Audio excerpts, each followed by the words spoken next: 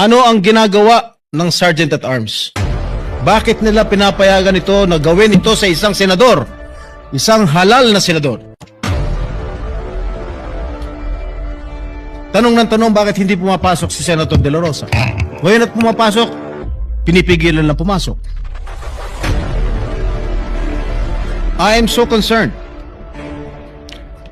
Kahit siguro miyembro ng majority, minority, basta inabuso ng kahit sino man ng isang halal na senador, pagtatanggol ko rin. Ngayon, gusto ko lang po malaman kung bakit hinaharas ang pagpasok ni Senator De La Rosa dito. Antonio Trillanes and some NBI operatives are still at the library, Mr. President. May I move that the Sergeant at Arms remove these people from the vicinity of the Senate?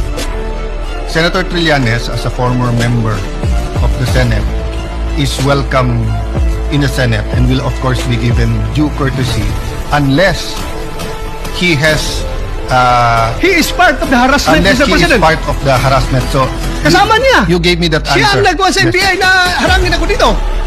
Identify muna natin yung mga nagharang sa atin at i-inquest natin. Kapailan natin ng kaso bago sila paalisin dito lahat. Dahil para tayong tingkoy dito. Yes. Inassault na tayo dito sa ating opisina. Tapos walang mangyayari. Paalisin lang natin. We have to arrest them.